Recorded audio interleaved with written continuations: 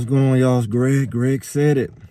This is the video for the last game. Next time we talk, it'll be Colorado's last game going into Shadua's second start. I didn't go on yesterday, had Thanksgiving and all of that. So let me talk to y'all. Colorado is going to the last few practices. It seemed well off. They look jolly and whatever. I don't know. I looked at the injury list. It's not as daunting as before, but a lot of people still out. And we already know that Salter started and Juju's redshirt and all of that. I don't know how I feel about any of it really and what's really going on. I can't even act like I know. I know Salter is his last game, so he can make the best out of it. Who knows what it will look like. We do know for like all the games, like Cleveland has been, they just don't score a lot of points.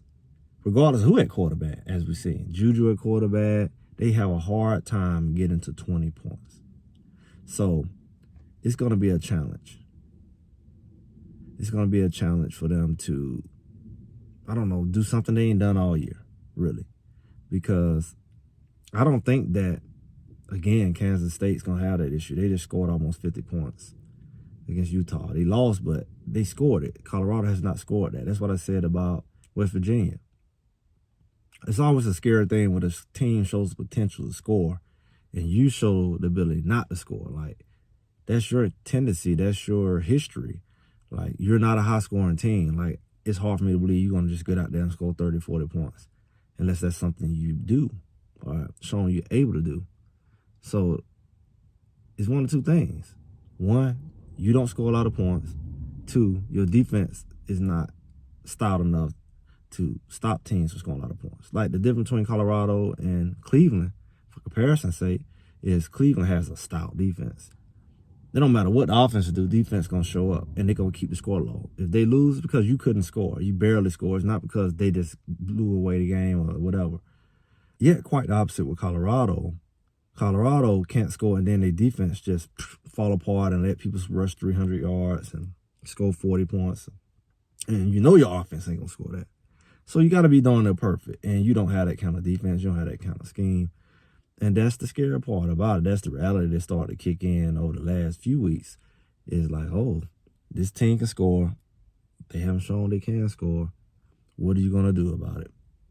So it's not looking very hopeful because I think that Kansas State is trying to get their last-ditch effort to get into a bowl game. They know they can score. They're not scared of Colorado's ability to score.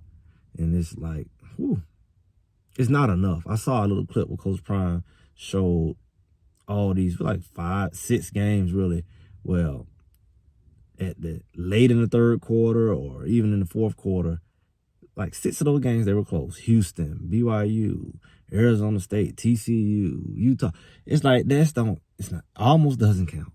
You get no special points for that. No congeniality points. Saying, hey, I was in the game and, you know, even though we got blew out in the last 6 minutes or last quarter or last half, we was there. It's not really a good thing to say. Because, like, okay, you went back and forth with Arizona State. You had the game.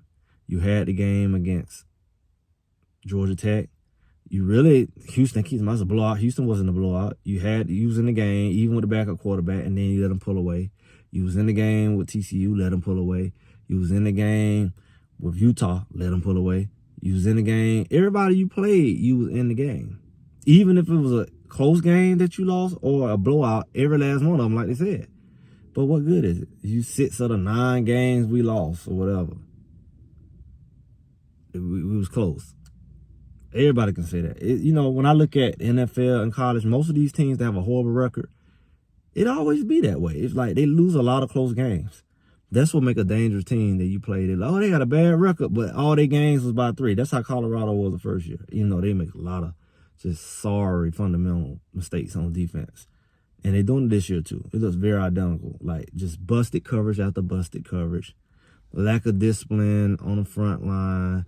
Lack of football IQ and fundamentals on the second level. You know, they're not reading the cues. They're not fundamental at all as a linebacker core. DBs, opening the gate. They just doing all kinds of stuff. So safeties not really paying attention to what they supposed to be doing, letting people get behind them. There's a lot of broken plays, a lot of busted schemes, missed coverages. Any kind of name you name it, that's what they're doing. And yet, it's like, oh, we're using the game. That's what makes it worse. Using the game with all these mistakes. So you absolutely have beat yourself. Absolutely. And you can say that from watching the game. You can say it from the stats. You can say it from the scoreboard, especially if you're tracking it piece by piece. Even when they get blew out, it's like, you're in the game. At some point, something happened. Like this last game, they could have went up by 4. You put old boy running back. He trips over himself, cough up the ball. And then the next you know, it's like a, I don't know, almost 90-yard touchdown or something at the next play. And it's like you went from about to get the lead to being down by like 11. And it's like, then from that point, it's just, oh, woes you. I don't have no fight. You say they didn't quit. That's a lie. Could have just let the game go at that point. That's the weirdness about it all. So it's a lot of negativity with that. It's like, how do you keep making these silly mistakes? Why do you just let it fall all the way apart? You're not even going to try. It's so many things that it's hard to be positive about going forward. I'm watching the game. I don't really have a lot of hope. Of course, it don't mean nothing, but it do mean something, but it don't. And it's like, it's hard to get your hopes up to watch that kind of play because you got to be consistent. Like, be competitive. Don't be competitive for a quarter or a half or 3 quarters.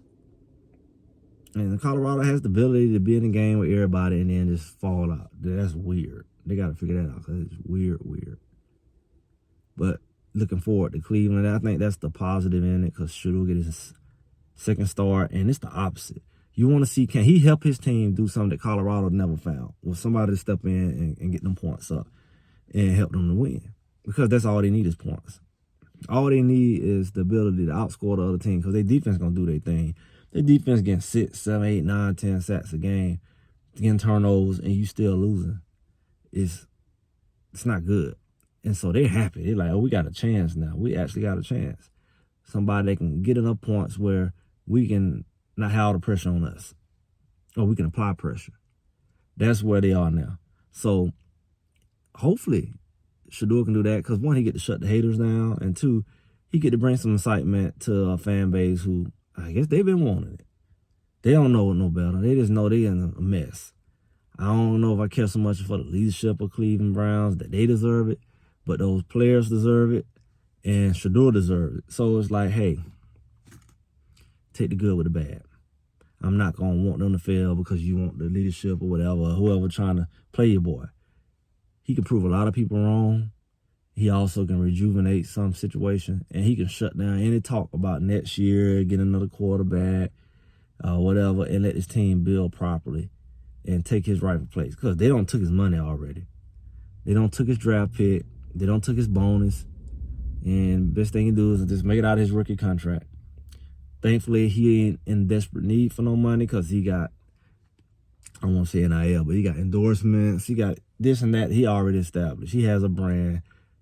The scary thing, he don't need the NFL to make money, but it goes hand in hand because his career is football. He's known for football, so it's going to be something to look forward to. I'm not looking forward to Colorado.